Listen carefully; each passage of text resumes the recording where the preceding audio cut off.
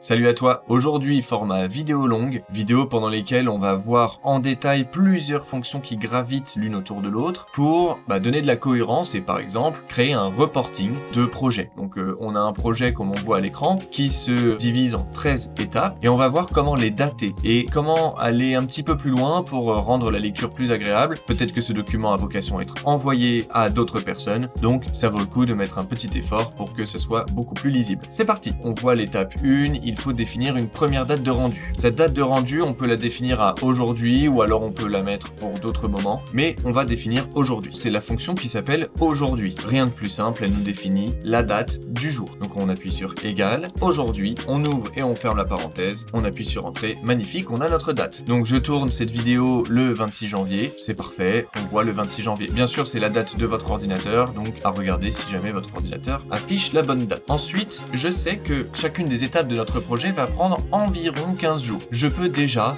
définir les dates tous les 15 jours. Donc pas besoin de faire des calculs, de sortir un calendrier, on va faire égal, on clique sur la date qui a déjà été établie et on met plus 15. Et là, on voit que dans 15 jours, nous serons donc le 10 février. Ensuite, on est en notre fonction, c'est parfait, on voit même jusqu'où notre projet nous amène si on définit 15 jours entre chaque étape. Définissons que, nous devrions rendre le projet en fin juillet.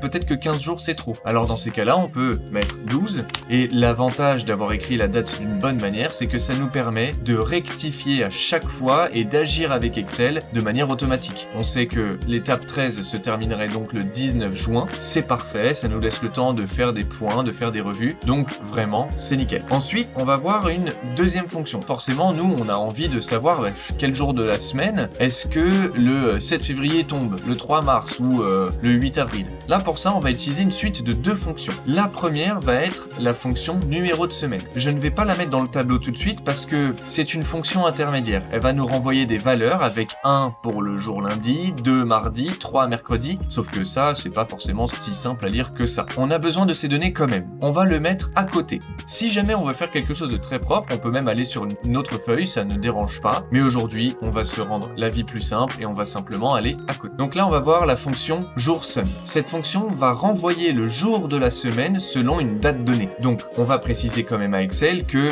ce jour de la semaine, déjà, la semaine commence le lundi. On sait, il y a des pays où ça commence le dimanche et ainsi de suite, donc nous, ce n'est pas notre cas. On va voir comment le définir. Et surtout, Excel identifie les jours comme des chiffres. Ce qu'on va faire pour ça, c'est utiliser une deuxième fonction une fois qu'on a notre premier résultat pour le transcrire en jour de la semaine. Déjà, allons sur la première fonction. Donc là, on fait égal et on fait jour sum. On ouvre la parenthèse, on va définir donc la date sur laquelle on veut vérifier le jour de la semaine. Ensuite, on appuie sur point virgule et là, regardez, on voit le type de retour. Ce type de retour est à spécifier si, par exemple, comme je vous le disais, notre semaine commence un lundi. Et donc là, on voit pour la valeur 11, on a des nombres compris entre 1 et 7 pour un lundi, 7 dimanche. C'est exactement ce qu'on souhaite. Donc on clique sur 11, on ferme la parenthèse et on appuie sur Entrée. Parfait, on n'a plus qu'à étendre. Là, je ne peux pas double-cliquer en bas et à droite de ma cellule parce que je suis loin du tableau. Excel ne le comprendrait pas. Si j'étais juste à côté ou à l'intérieur du tableau, aucun problème, Excel l'aurait compris. Donc, c'est parfait, on a nos jours de la semaine. Maintenant, on va se rendre sur le tableau et on va faire la fonction choisir.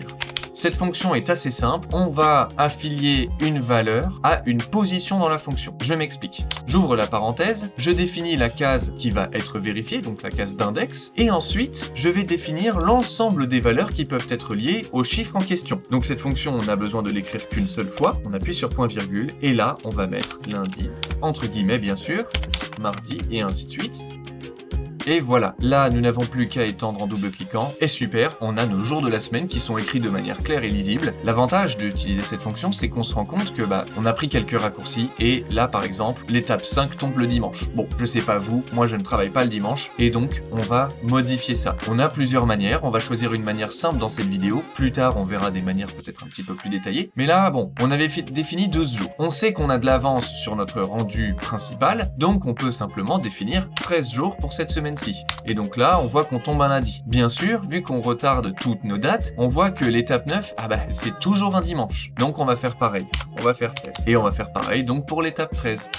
Voilà, on a des rendus d'étapes qui tombent toujours sur des jours ouvrés, c'est parfait, c'est ce qu'on souhaite. Et donc là on sait quels jours exactement sont les rendus. On peut définir par exemple une réunion à telle heure à chaque jour de rendu, ça c'est à vous de voir selon votre utilisation. Mais voici la fonction choisir, très pratique, très utile sur plein de situations. Ensuite, allons toujours un petit peu plus loin et donc là on va définir le nombre de jours ouvrés entre chaque étape. Ça c'est très utile parce que il faut bien qu'on sache s'il y a des étapes qui sont un peu plus courtes que d'autres, parce que là on a défini un nombre de jours fixe. S'il y a 2 week-ends qui tombent dans cette semaine ou un seul, ça va faire une différence. On va faire la fonction nb.jour au pluriel, .ouvrez au pluriel. On ouvre la parenthèse, on définit la date de départ, point virgule, la date de rendu suivante, on ferme la parenthèse et on appuie sur entrée. On n'a plus qu'à étendre. Ah, là il y a une erreur. Cette erreur elle est normale parce que là Excel va prendre la case suivante. La case suivante n'ayant pas de données, Excel ne sait pas trop quoi faire. Mon objectif du coup ça va être d'ores et déjà de définir la date de revue de projet. Donc ça va être la date finale de l'étape 13 finalement, de fin, et les dates de revue. La date de fin, on va mettre la fonction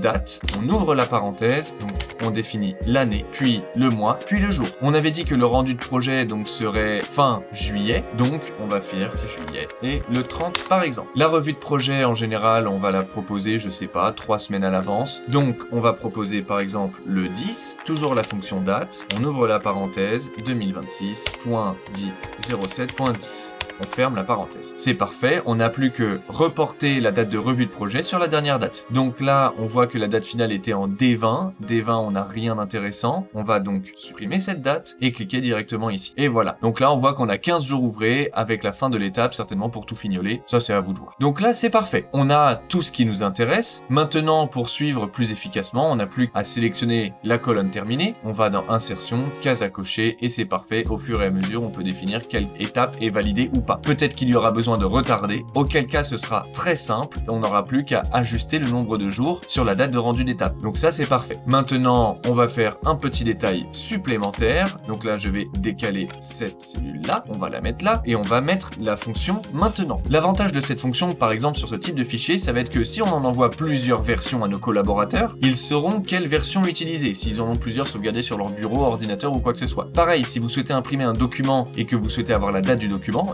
on peut très bien l'écrire comme ça avec la fonction maintenant. On ouvre et on ferme la parenthèse, on appuie sur entrée et là on a la date d'édition, l'heure d'édition qui sera automatiquement mise à jour si par exemple avant de l'imprimer on prend un peu de temps ou quoi que ce soit. Ça c'est génial, ça va nous permettre d'être automatiquement mis à jour une fois qu'on a rentré la fonction, plus besoin d'y toucher. Maintenant que tout ça est fait, on peut enregistrer notre fichier, on peut l'imprimer, on peut l'envoyer par mail, c'est magnifique. On ira plus loin sur ce type de projet, par exemple pour définir des liens qui nous permettent d'aller sur différentes pages pour expliquer l'étape 1. Voilà, et écoutez, j'espère que cette vidéo vous a plu, merci de l'avoir regardée jusqu'au bout. N'hésitez pas à cliquer sur j'aime, cliquer sur s'abonner, activer la cloche et laisser un petit commentaire, ça fait toujours plaisir. Et moi je vous dis à la prochaine.